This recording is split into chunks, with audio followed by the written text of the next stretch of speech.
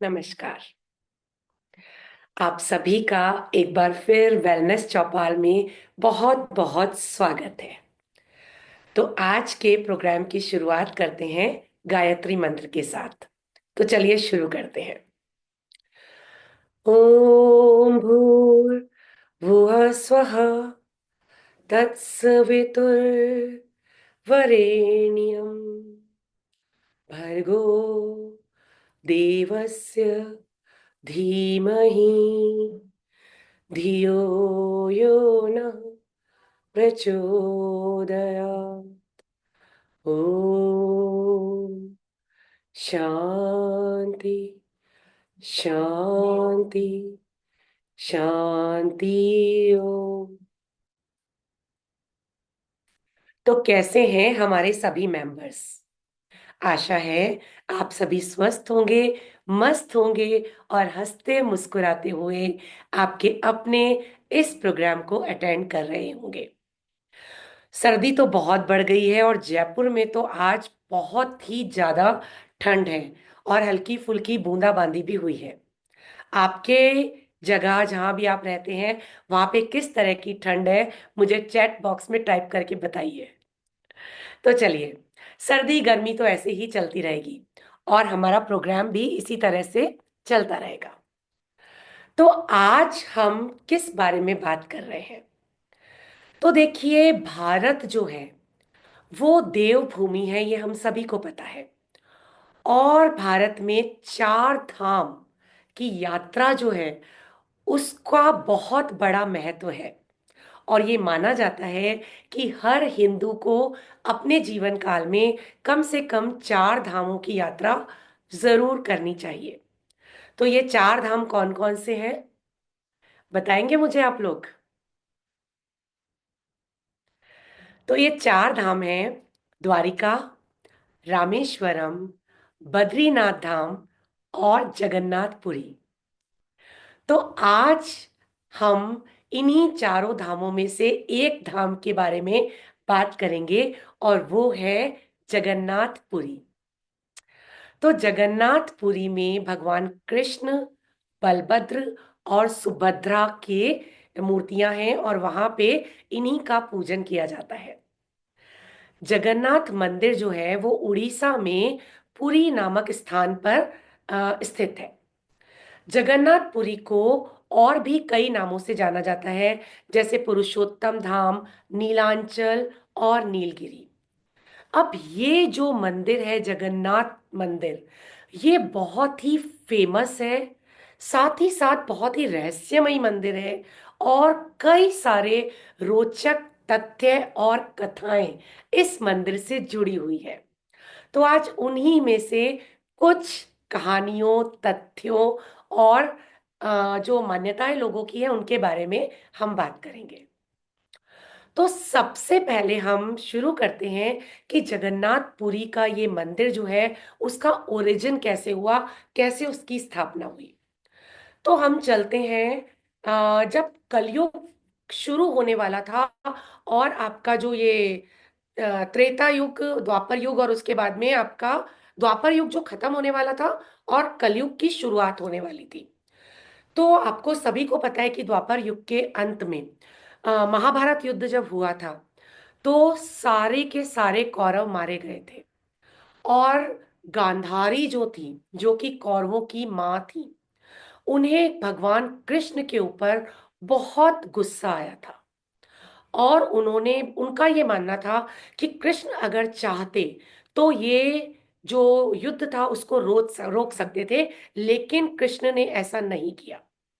तो गांधारी ने युद्ध के बाद कृष्ण को श्राप दिया कि जिस तरह से मेरे कुल का नाश हुआ है उसी तरह से तुम्हारे कुल का यानी कि यादव वंश का भी सर्वनाश हो जाएगा। आज से 36 साल बाद द्वारिका नगरी जो है वो समुद्र में डूब जाएगी और यादव वंश जो है वो समूल नष्ट हो जाएगा। अब एक माँ का श्राप था तो वो तो पूरा होना ही था। खैर, कृष्ण भगवान वैसे भी बहुत दुखी थे इन सब चीजों से। और 36 साल बाद वही हुआ कि पूरी संपूर्ण द्वारिका नगरी जो थी वो जल निमग्न हो गई। अब कृष्ण भगवान जो थे, एक बार ऐसे ही जंगल में लेटे हुए थे एक पेड़ के नीचे और आराम कर रहे थे। तो उनका जो पैर का तलवा था वो बिल्कुल लाल रंग का था। तो दूर एक शिकारी जो था, उसका नाम था जरा। वो शिकारी शिकार करने आया हुआ था, और उसको जो उनका लाल रंग का पैर का तलवा जो था, वो ऐसा लग रहा था जैसे हिरण का शरीर हो। तो उसने जो छुपके था बाण चला दिया। जब बाण चला तो वो कृष्ण के पैर के अंगूठे में लगा। और जब उसे ये पता चला कि कृष्ण भगवान वहां लेटे हुए हैं, तो उसने हाथ जोड़ के भगवान से माफी मांगी कि ये मुझसे बहुत बड़ा अनर्थ हो गया है, और मैंने आपके ऊपर तीर कैसे चला दिया। मैं तो शायद मृत्यु भी मेरे लिए कम है, आपको जो मुझे सजा देनी है वो आप दे सकते हैं। तो कृष्ण ने कहा, देखो ऐसा है कि इसमें तुम्हारी कोई गलती नहीं है, ये मेरे ही कर्मों का फल है जो मुझे आज मिला है। तो जरा ने कहा, मैं समझा नहीं। तो उन्होंने कहा, ऐसा है कि तुम पिछले युग में बाली थे और मैं भगवान राम था। मैंने तुम्हें छुप के मारा था, और यही कारण है कि मुझे तुम्हारा पाप लगा हुआ था। जो आज तुमने मुझे छुप के बाण मारा, उससे मैं उस ऋण से मुक्त हुआ हूं। और ये कह के भगवान कृष्ण चिर निद्रा में लीन हो गए। तो जरा जो थे, उन्होंने इस घटना को पांडवों तक पहुंचाया। अर्जुन और बाकी सारे जितने भी पांडव थे वो आए। उन्हें बहुत दुख हुआ भगवान कृष्ण की मृत्यु का। उन्होंने भगवान श्री कृष्ण के, यस, तो उन्होंने भगवान कृष्ण के जो थे वो अंतिम संस्कार की पूरी तैयारी की, और उसको पूरी चिता वगैरह लगा के और भगवान कृष्ण का अंतिम संस्कार किया। अब इस संस्कार के बाद में जो सबसे बड़ी घटना हुई वो क्या थी? वो ये थी कि भगवान कृष्ण का पूरा शरीर तो जल के राख हो गया, लेकिन उनका जो हृदय था वो नीले रंग के हृदय के रूप में, और उसमें से चमक निकल रही थी, ब्लू कलर की रेज निकल रही थी, और वो जला नहीं। तो अर्जुन ने क्या किया कि उसको, जो उनका हार्ट था, जो कि बिल्कुल जीवंत लग रहा था, धड़क रहा था, उसको उठा के एक लकड़ी के पट्टे पे रखा और उसे नदी में प्रवाहित कर दिया। अब वो जो पट्टा था जिसके ऊपर श्री कृष्ण का हृदय नीले रंग का, जिसमें से प्रकाश निकल रहा था, मौजूद था, वो बहता हुआ जंगलों में पहुंच गया। जंगल में एक आदिवासी इलाके में वो बहता हुआ पहुंचा, और वहां पे एक कबीला था, सबर कबीला, और उसके सरदार थे, और उन सरदार का नाम था विश्ववसु। तो उन विश्ववसु को वो मिला, और विश्ववासु ने उसको देखते ही, उनको एक पता नहीं क्या इंट्यूशन हुआ, और उनके दिमाग में आया नील माधव। और उन्होंने उस हृदय को लेके नीलांचल की एक गुफा थी, उसके अंदर नील माधव के रूप में स्थापित कर दिया। और वो उसकी खुद रोज पूजा करते थे, और उनका इसके अंदर अटूट श्रद्धा थी। तो इस तरह से नील माधव की स्थापना उस कबीले में नीलांचल की एक गुफा में हो गई। और विश्वासु खुद, जो उस कबीले के सरदार थे, उसका अपने आप स्वयं पूजा करते थे, सारा प्रसाद वगैरह चढ़ाते थे, पर्सनली वो खुद उसकी पूजा करते थे, और उनका उसमें बहुत विश्वास था। उनके अलावा कोई भी उस गुफा में, किसी का भी प्रवेश जो था वो वर्जित था। तो इस तरह से ये काम चलता रहा। वहीं पास एक मालवा क्षेत्र था, और वहां के राजा थे इंद्रद्युम्न। वो भी विष्णु के बहुत बड़े उपासक थे। तो एक बार उनके सपने में विष्णु भगवान आए, और उन्होंने कहा कि मेरे लिए एक भव्य मंदिर का निर्माण करो पुरी के समुद्र तट पर। बस इतना उन्होंने कहा, और जो राजा थे उन्होंने उसका निर्माण शुरू कर दिया। और वो निर्माण वहां पे उन्होंने शुरू किया, और तभी थोड़े टाइम बाद एक ब्राह्मण आए उनके पास, और उन्होंने कहा कि तुम भगवान विष्णु के इतने बड़े भक्त हो, और तुम्हें तो नील माधव को इस मंदिर में लाके स्थापित करना चाहिए। तो उसने कहा, ये नील माधव कौन है? उसने कहा, देखो मुझे भी बहुत ज्यादा तो पता नहीं है, लेकिन मुझे इतना ये पता है कि नीलांचल की एक गुफा में भगवान खुद नील माधव के रूप में मौजूद है। तो तुम अपने जो भी सेवक है उनमें से किसी को भेजो और पता लगवाओ, और नील माधव की मूर्ति को लेके जो तुमने मंदिर बनवाया है उसमें स्थापित करो। तो जो इंद्रद्युम्न थे उन्होंने कहा ठीक है, और उन्होंने अपने एक बहुत ही विश्वास पात्र सेवक थे उनके, उनको बुलाया, और उनका नाम था विश्वजीत। तो उन्होंने विश्वजीत को इस काम के लिए भेजा। विश्वजीत निकले और उन्होंने सब जगह बहुत दिनों तक वो भटकते रहे, लेकिन अंत में वो वहां पे पहुंच गए, सबर कबीले में, आदिवासी इलाके में।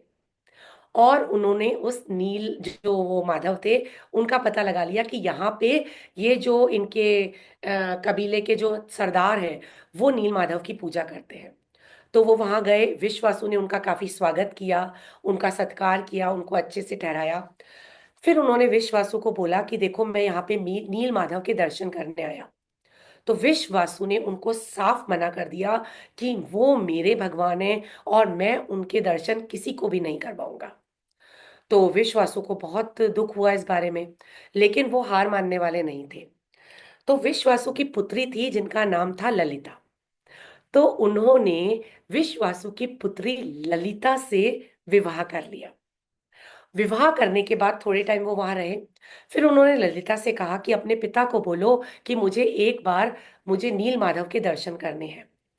तो ललिता ने कहा ठीक है, मैं पूछती हूँ, लेकिन मेरे पिता इसके लिए कभी राजी नहीं होंगे। खैर, ललिता अपने पति को भी बहुत चाहती थी, तो उसने अपने पिता से बहुत ही तरीके से ये बात रखी। उन्होंने कहा देखिए पिताजी, मैं आपकी इकलौती बेटी हूँ। आपके बाद उन भगवान जो नील माधव है उनकी पूजा मुझे और मेरे पति को ही करनी है। तो आप एक बार हमारे दर्शन क्यों नहीं करवा देते? और मेरे पति जो विश्वजीत है वो उसके दर्शन के लिए कब से लालायित है। तो जो आपके कबीले के जो सरदार थे विश्वासु, उन्होंने कहा ठीक है, तुम कहती हो तो मैं तुम्हारी बात मान लेता हूँ, लेकिन मेरी एक शर्त है कि विश्वजीत तभी वहां पे जाएंगे जब इनकी आंखों पे पट्टी बंधी होगी। उन्होंने एक बहुत मोटी पट्टी जो थी विश्वासु के आंखों पे बांधी, और फिर ललिता, विश्वासु और जो वो थे विश्वजीत, वो तीनों उस मंदिर में गए। लेकिन विश्वजीत तो थे वो बहुत चतुर थे। उन्होंने चलते वक्त अपने हाथों में सरसों के कुछ बीज ले लिए और पूरे रास्ते उनको गिराते हुए गए। क्योंकि आंखों पे पट्टी बंधी हुई थी तो रास्ता तो उन्हें नजर नहीं आ रहा था, लेकिन वो जो सरसों के बीज थे वो पूरे रास्ते वो गिराते गए। वहां जाके जब उन्होंने पट्टी उतारी, उन्होंने नील माधव के दर्शन किए, तो उनको एक बहुत ही एनर्जी फील हुई अपने अंदर। और उनको सच में लगा कि जो मेरे राजा थे वो सच ही कहते थे कि ये मूर्ति तो हमारे राज मंदिर जो भगवान के लिए बनाया है उसमें स्थापित होनी चाहिए। खैर, पट्टी बांध के ही जो विश्वासु थे वो उन्हें वापस लेके आए।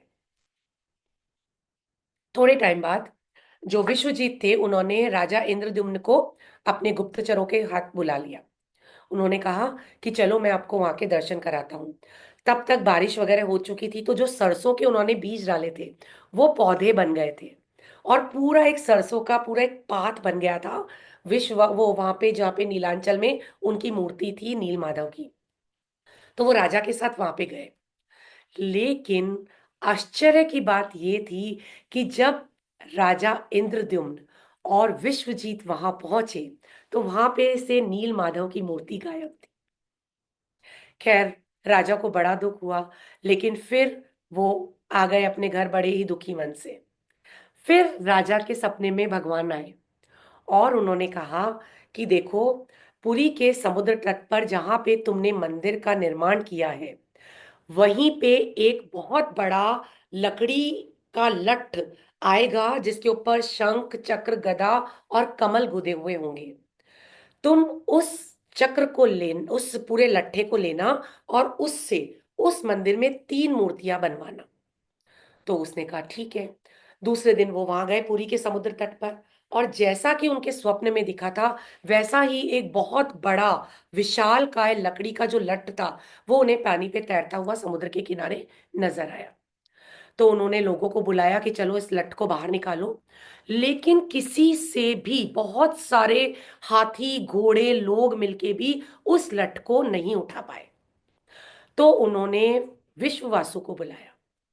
विश्वासु ने आके अकेले ही उस पूरे लठ को उठा के मंदिर के अंदर ले गए। अब बारी थी उन मंदिर उस लठ से मूर्तियां बनवाने की। तो उन्होंने बहुत बड़े बड़े कारीगरों को बुलाया, लेकिन उन कारीगरों से उस लकड़ी पे एक छेनी भी खोदी नहीं गई। मतलब वो जो लकड़ी थी वो अभेद्य बन गई थी।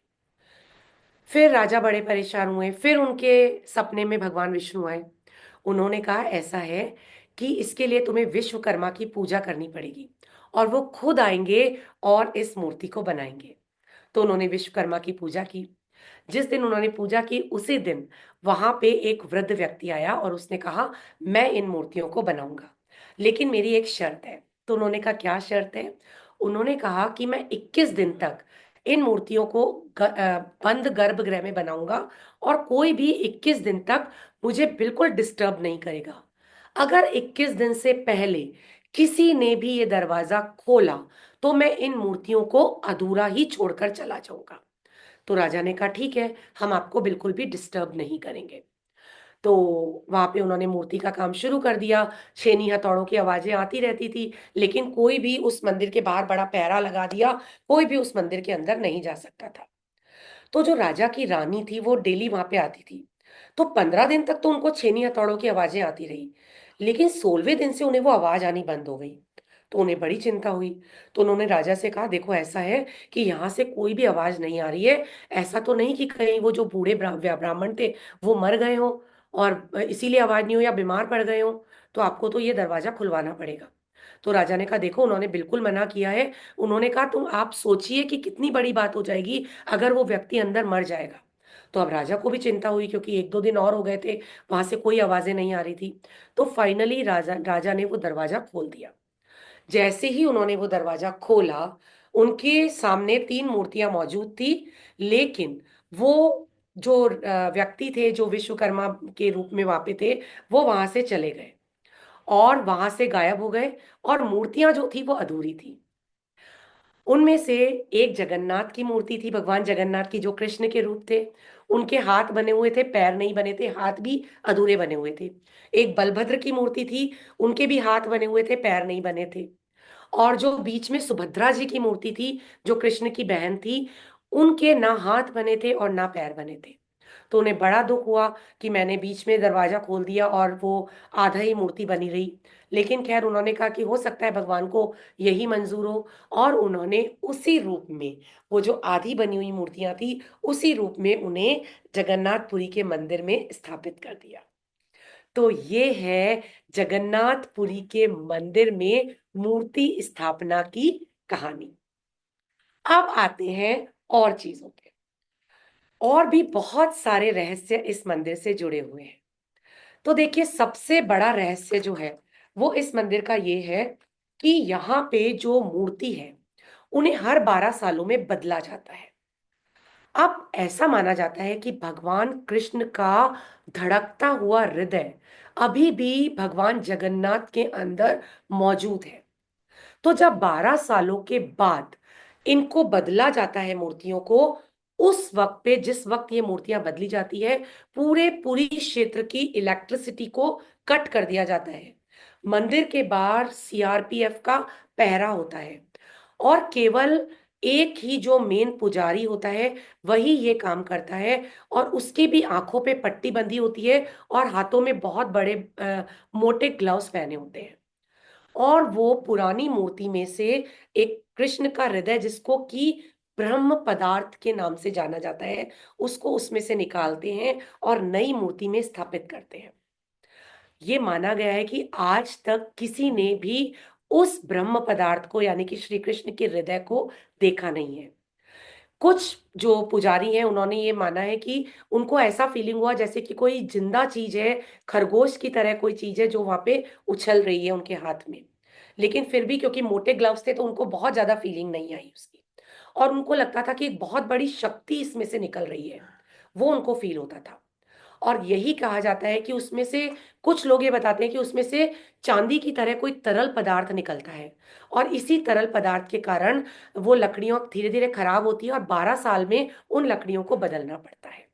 पुरानी लकड़ियों, जो पुरानी मूर्तियां होती हैं उनको जला दिया जाता है और नई मूर्तियों ब्रह्म पदार्थ के साथ वापस स्थापित कर दी जाती है। तो ये एक बहुत बड़ा रहस्य है। ये ब्रह्म पदार्थ का रहस्य जो है वो आज तक भी किसी को समझ में नहीं आया। साइंस भी इसके बारे में कोई भी तर्क देने में विफल रही है। हालांकि कुछ लोग ये मानते हैं कि ये कोई बहुत बड़ा रेडियो एक्टिव पदार्थ है जो कि बहुत एनर्जेटिक है और जिसमें से बहुत ज्यादा एनर्जी निकलती है। और यही कारण है कि लकड़ी की मूर्ति में उनको रखा जाता है, क्योंकि लकड़ी जो होती है वो इलेक्ट्रिसिटी की कुचालक होती है, इंसुलेटर होती है। खैर, ये है मूर्तियों का रहस्य। अब आते हैं रथ यात्रा पे। तो देखिए, रथ यात्रा जो है वो जगन्नाथपुरी की पूरी वर्ल्ड फेमस है और इंडिया में तो बहुत ही ज्यादा फेमस है। तो रथ यात्रा में क्या होता है? रथ यात्रा की चीज जो शुरू हुई वो कहाँ से हुई? तो ऐसा माना जाता है कि सुभद्रा को, जो भगवान कृष्ण की बहन थी, उनको नगर भ्रमण की इच्छा हुई। तो उन्होंने कृष्ण और बलराम से कहा कि मुझे नगर में घूमना है। तो इस कारण जब कृष्ण बलराम के साथ सुभद्रा नगर में घूमने निकली, तो वो तीन अलग अलग रथों में नगर भ्रमण के लिए निकले। और यही जो ओकेजन है उसको रथ यात्रा के रूप में सेलिब्रेट किया जाता है। और ये भी माना जाता है कि इस वक्त रथ यात्रा के बाद जो श्री कृष्ण, बलभद्र और सुभद्रा है वो अपनी मौसी से मिलने जाते हैं गुंडीचा। तो ये भी कहावत है कि वो अपनी मौसी से मिलने इस वक्त पे जाते हैं। खैर, रथ यात्रा में तीन रथ होते हैं। सबसे आगे होता है बलभद्र का रथ, जो कि हरे और लाल रंग का होता है और ये 14 पहियों का बना हुआ रथ होता है। बीच में सुभद्रा का रथ होता है, जो कि काले और लाल रंग से बना हुआ होता है और ये 12 पहियों से बना होता है। और सबसे पीछे और सबसे बड़ा रथ भगवान जगन्नाथ का होता है, जो कि 16 पहियों से बना होता है और लाल और पीले रंग का होता है। ये जो रथ यात्रा है ये आषाढ़ मास के शुक्ल पक्ष की द्वितीया से शुरू होती है। और ये माना जाता है कि जो भी रथ यात्रा में अपना योगदान देता है रथ को खींचने में, उसको बहुत पुण्य प्राप्त होता है। कई बार ये रथ को चलाने के लिए बहुत मशक्कत करनी पड़ती है और कई बार ये रथ जो है वो अपने आप चल जाता है। भगवान जो जगन्नाथ का रथ है उसका नाम है नंदी घोष। बलभद्र का जो रथ है उनका नाम है ताल ध्वज। और सुभद्रा जी का जो रथ है उसका नाम है देवदलन। तो इस तरह से इन तीनों रथों की यात्राएं, भव्य यात्रा जो है वो निकलती है। और ये माना जाता है कि कई बार इस रथ यात्रा के दौरान मौसम बिल्कुल गर्मी का होने के बाद भी बारिश होती है और इसको भगवान के आशीर्वाद के रूप में लिया जाता है। ये माना जाता है कि जिस साल बारिश होती है वो साल फसलों के हिसाब से बहुत उत्तम होता है। रथ यात्रा से जुड़ा हुआ एक और रहस्य, ये माना जाता है कि रथ यात्रा एक जगह पे रुकती है और वो जगह है साल्वेग की समाधि। अब ये साल्वेग कौन है? तो एक स्टोरी पे आते हैं। मुगल जो नवाब थे जहांगीर, उनके एक सूबेदार थे। उन सूबेदार का नाम था लाल बेग। उन लाल बेग ने एक हिंदू विधवा से विवाह किया और उनको जो विवाह के नाम, उसका नाम उन्होंने फातिमा रख दिया। उन फातिमा से उनको 5 पुत्र हुए, जिनमें से केवल एक पुत्र जीवित बचा जो कि था साल्वेग। साल्वेग क्योंकि उसकी माता हिंदू थी, तो शुरू से ही वो भगवान कृष्ण का बहुत बड़ा भक्त था। तो एक बार लाल बेग और उनके पुत्र साल्वेग दोनों युद्ध के लिए गए हुए थे। तो वहां पे जो लाल बेग थे उनको मृत्यु प्राप्त हो गई और साल बेग बुरी तरह से घायल हो गए। जब वो घायल होके घर आए तो करीब करीब वो मृत्यु के शैया पे बैठे हुए थे। उस वक्त उनकी माता ने भगवान जगन्नाथ का बहुत ध्यान किया और अपने पुत्र को भी कहा कि तुम भगवान जगन्नाथ का जाप करो। और उसने 12 दिन तक भगवान जगन्नाथ का जाप किया। तब भगवान जगन्नाथ उसके सपने में आए और उन्होंने कहा कि ये धूप है, इसको तुम अपने जख्मों पर दो ताकि तुम्हारे जख्म ठीक हो जाए।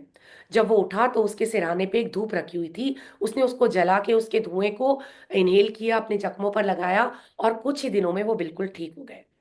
जब वो ठीक हुए तो उनको ये लगा कि ये सब कुछ भगवान जगन्नाथ की कृपा से हुआ है।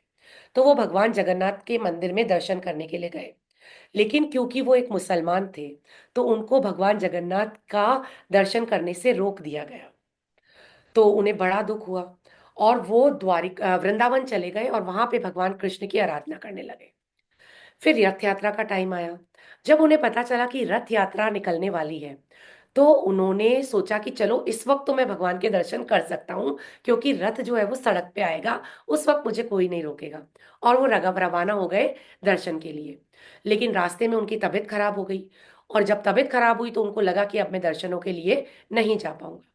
लेकिन दूसरी तरफ जगन्नाथपुरी में जो भगवान का रथ था, वो अचानक से रुक गया, और वो 6 दिन तक तमाम मशक्कतों के बावजूद वो रथ 1 इंच भी आगे नहीं बढ़ा।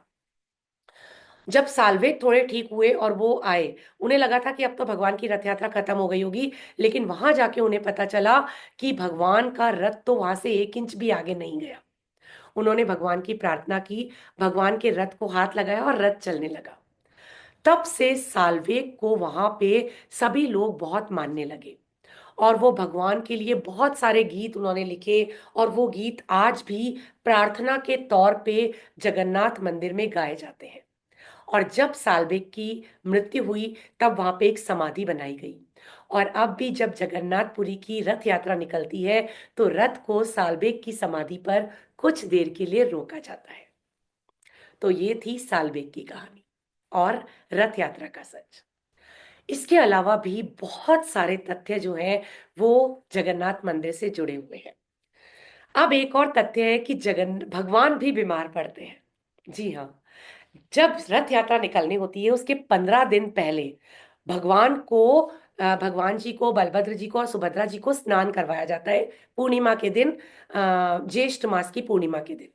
और ये कहा जाता है कि जब उस स्नान के बाद भगवान बीमार पड़ जाते हैं, और उनको एकांत में 15 दिन के लिए रखा जाता है, और उनको आयुर्वेदिक उपचार दिए जाते हैं, काढ़ा वाढ़ा वगैरह पिलाया जाता है।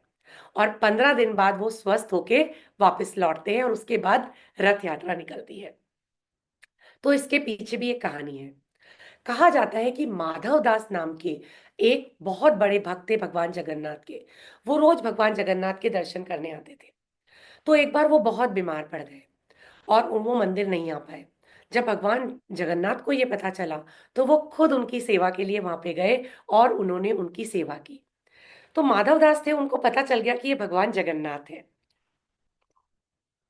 उन्होंने कहा कि भगवान, आपने मेरी सेवा की, आप चाहते तो मुझे ठीक भी तो कर सकते थे, आपने क्यों इतना कष्ट किया? उन्होंने कहा, देखो, बीमार पड़ना तुम्हारे पूर्व जन्मों का फल था। अगर मैं तुम्हारा बीमार पड़ना टालता, तो वो तुम्हारे लिए अगले जन्म को पोस्टपोन हो जाता, और मैं ये नहीं चाहता था। लेकिन हाँ, मैं इतना कर सकता हूँ कि तुम्हारी 15 दिन की बीमारी अभी भी बची है, उसको मैं अपने ऊपर लेता हूँ। और ये माना जाता है कि तभी से भगवान जगन्नाथ जो हैं, वो 15 दिन के लिए हर साल बीमार पड़ते हैं, क्योंकि माधव दास की बीमारी को उन्होंने अपने ऊपर ले लिया था। तो ये था भगवान जगन्नाथ के बीमार होने का रहस्य। और इसके अलावा भी भगवान जगन्नाथ के मंदिर से जुड़े कई सारे रहस्य हैं। तो सबसे पहला जो रहस्य है वो ये है कि जगन्नाथ मंदिर का जो ध्वज है, वो जो हवा है उसके उल्टी डायरेक्शन में बहता है। मतलब अगर हवा इस डायरेक्शन में चल रही है, तो ध्वज इस डायरेक्शन में लहराता है। और साथ ही इस मंदिर के ऊपर से कोई भी पक्षी नहीं निकलता। यहां तक कि मंदिर के ऊपर गुंबद पे भी कोई पक्षी नहीं बैठता। जबकि हमें पता है कि ऊंची ऊंची इमारतें और मंदिरों के ऊपर पक्षी हमेशा बैठते हैं। तो इसके बारे में भी कहावत है कि ऐसा हुआ कि जगन्नाथ के मंदिर में भगवान जगन्नाथ को समुद्र की बहुत आवाजें आती थी। और एक और तथ्य ये है कि जैसे ही समुद्र की आवाज बाहर बहुत तेज आती है मंदिर के, लेकिन जैसे ही मंदिर का एक द्वार है सिंह द्वार, मंदिर के 4 द्वार हैं। एक सिंह द्वार, दूसरा व्याघ्र द्वार, तीसरा अश्व द्वार, और चौथा जो है हस्ती द्वार है। तो जैसे ही जो आपका द्वार है सिंह द्वार, उसके अंदर प्रवेश करते हैं, समुद्र की आवाज बिल्कुल बंद हो जाती है। तो हुआ ये कि जगन्नाथ भगवान जो थे, जब समुद्र की आवाज आती थी तो उनको सोने में मुश्किल होती थी। तो उन्होंने भगवान हनुमान जी से कहा कि देखो, मुझे सोने में बड़ी दिक्कत होती है, तो तुम कुछ इसके लिए करो। तो उन्होंने कहा मैं क्या कर सकता हूँ, उन्होंने कहा पवन देव को, वो तुम्हारी हेल्प करेंगे, वो तुम्हारे पिता है। तो वो पवन देव के पास गए, उन्होंने कहा कि देखो आप अपनी जो हवाएं हैं उनका रुख मोड़ लो। तो उन्होंने कहा ये तो मैं नहीं कर सकता, तुम जरूर कर सकते हो। तो उन्होंने उनको एक वो उपाय बताया, उन्होंने कहा तुम इस मंदिर के चारों तरफ पवन वेग से चक्कर लगाओ, ताकि जो आपका वो पर्टिकुलर एरिया है उसमें हवाएं महसूस ना हो। तो तब से कहा जाता है कि हनुमान जी उसके चारों तरफ चक्कर लगाते हैं, और इसीलिए जो वहां की हवाएं हैं वहां पे उल्टी चलती हैं, और कोई भी पक्षी वहां पे नहीं आता, साथ ही कोई भी जो एरोप्लेन या कोई भी वायुयान है वो वहां से नहीं उड़ सकता। बिकॉज वहां पे जो वायु का दबाव है वो बिल्कुल इतना है कि वहां से कोई भी चीज पास नहीं हो सकती है। तो ये कहानी है इस तथ्य के पीछे कि वहां से कोई वायुयान या पक्षी क्यों नहीं उड़ते हैं, और क्यों ध्वज जो है वो उल्टी हवा की डायरेक्शन में बहता है। एक और तथ्य है वहां पे कि जो तीसरी सीढ़ी है वहां की, उसको यम सीढ़ी कहा जाता है, यम शिला कहा जाता है। और ये माना जाता है कि उस शिला पे पैर रखने से आपको सीधा नर्क के दर्शन होते हैं, और उस पैर पे, उस सीढ़ी पे पैर रखने के लिए मना किया जाता है। अब इसके पीछे भी एक कहानी है। हुआ ये कि जगन्नाथपुरी के दर्शन करके सभी लोग जो है वो बैकुंठ को जाने लगे। तो यम भगवान जो थे वो भगवान जगन्नाथ के पास आए। उन्होंने कहा अगर ऐसा होगा तो यम लोग तो खाली हो जाएगा, क्योंकि जो भी लोग हैं वो तो यहाँ के दर्शन करके बैकुंठ लोग पहुंच रहे हैं। तो भगवान ने कहा ठीक है, तुम्हारे लिए एक सीढ़ी बना देता हूँ, जो भी लोग इस सीढ़ी पे पैर रखेंगे वो सीधे यम लोग जाएंगे। तो इसीलिए तीसरी सीढ़ी को यमशिला कहा जाता है, और ये मना किया जाता है कि उस सीढ़ी पे पैर ना रखा जाए। अगर उस सीढ़ी पे पैर रखा जाता है तो सीधे यमलोक के दर्शन होते हैं। खैर ये मान्यता है, इसलिए मैंने आपको बताया। इसके बाद एक और कहानी जुड़ी हुई है बेड़ी हनुमान का मंदिर। जो समुद्र है उसके किनारे पे एक हनुमान जी का मंदिर है, जिसमें हनुमान जी को बेड़ियों से बांधा हुआ है। अब इसके बारे में क्या कहानी है वो सुनते हैं। तो जब जगन्नाथ मंदिर का निर्माण हुआ, तो जो हनुमान जी थे उनको उसकी सुरक्षा के लिए तैनात किया गया। अब हनुमान जी का जब मन होता था तो वो जाके भगवान जगन्नाथ के दर्शन करने चले जाते थे। और जैसे ही वो अपनी जगह से जाते थे, समुद्र जो था उसको मौका मिलता था और वो भी जगन्नाथ के दर्शन करने आ जाता था, और जगन्नाथ के मंदिर में पानी भर जाता था। तो भगवान जगन्नाथ हनुमान जी को हर बार कहते थे कि तुम वहां से मत हटा करो, पूरा समुद्र का पानी जो है वो उसमें आ जाता है। लेकिन जो भगवान जो हनुमान जी थे वो बहुत भोले वाले थे, वो हमेशा समुद्र की बातों में आ जाते थे। तो जगन्नाथ भगवान ने हनुमान जी को भेड़ियों के साथ वहां पे बांध दिया, ताकि वो वहां से हिल ना सके। और ये माना जाता है कि जब से हनुमान जी को बेड़ियों में बांध के वहां स्थापित किया गया, तब से समुद्र का पानी पूरी शहर में प्रवेश नहीं करता है। तो ये है बेड़ी हनुमान की कहानी। अब एक और कहानी इसके लिए मौजूद है कि यहाँ का जो किचन है, वहां पे जो खाना बनता है वहां पे 500 तो रसोइये हैं और 300 सहायक है। और ये माना जाता है कि वहां पे रोज इतना खाना बनता है कि कोई भी आदमी बिना महाप्रसाद के नहीं जाता। और रात को जब भगवान के पट बंद होने वाले होते हैं, आश्चर्यजनक रूप से पूरा प्रसाद खत्म हो चुका होता है, और एक दाना भी प्रसाद का नहीं बनता बचता। पूरे दिन में भगवान को 6 बार भोग लगाया जाता है, और मौसम के हिसाब से अलग अलग चीजें उनके भोग में बनाई जाती है, और इसको 56 भोग कहा जाता है। इनका जो खाना बनता है वो लकड़ी के चूल्हे पे बनता है, और मिट्टी के बड़े बड़े बर्तन होते हैं, 7 बर्तन एक के ऊपर एक रखे जाते हैं।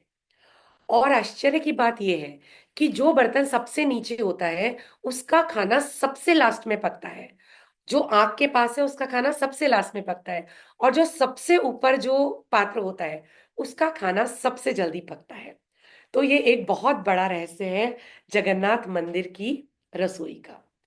तो इतने ढेर सारे रहस्य छुपे हुए हैं इस मंदिर में।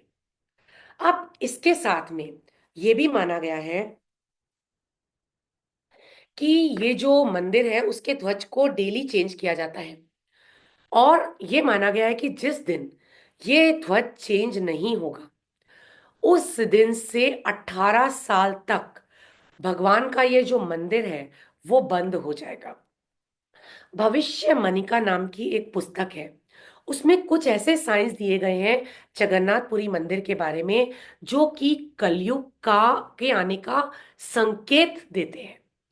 उसमें से सबसे पहला साइन जो ये था कि जिस दिन यहाँ पे कोई पक्षी बैठेगा, उस समझ लो कि कलयुग नजदीक है। और अभी कुछ समय पहले यहाँ पे एक बाज और एक और पक्षी जो है वो गुंबद पे बैठे देखे गए, जो कि ये इंडिकेट करता है कि कलयुग का अंत जो है वो बहुत दूर नहीं है।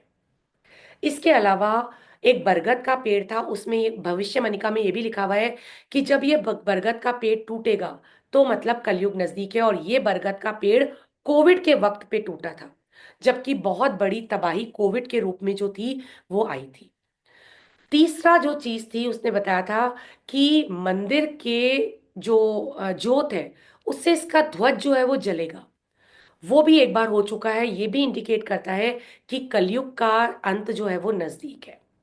इसके अलावा उसमें कहा गया है कि जिस दिन ये जगन्नाथ मंदिर समुद्र में विमग्न हो जाएगा, वो कलयुग का बहुत बड़ा साइन होगा। तो ऐसा कोई भी साइन नजर नहीं आता।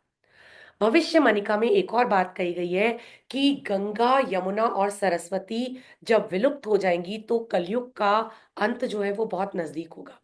सरस्वती विलुप्ति की कगार पे है, यमुना की दशा भी बहुत खराब है, बट अभी गंगा जो है वो अपने पूर्ण वेग के साथ बह रही है। तो इससे हम ये मान सकते हैं कि अभी कलयुग बहुत ज्यादा नजदीक तो नहीं है। ये सब भविष्य मनिका नाम की एक किताब में लिखा हुआ है, जिनमें से कुछ बातें सच हुई है। तो आजकल ये काफी मतलब चर्चा में है, क्योंकि इसकी कई सारे तथ्य जो है वो सच साबित हुए हैं। तो ये थे जगन्नाथपुरी के कुछ रहस्य। इसके अलावा भी बहुत सारे रहस्य इस मंदिर से जुड़े हुए हैं। मैं शायद सारों को कवर नहीं कर पाई हूँ, बट मैंने कोशिश की है कि काफी सारे जो रहस्य हैं वो मैं आपको बता पाऊँ। तो इसी तरह से और भी मंदिरों के और भी कई सारे रहस्य हमारे हिंदुस्तान में छुपे हुए हैं, उसके साथ हम आगे भी आते रहेंगे, आपको बताते रहेंगे। तो आज के सेशन को मैं यहीं पे एंड करती हूँ। और आप सभी स्वस्थ रहें, मस्त रहें और अपना बहुत बहुत बहुत ख्याल रखें। नमस्कार।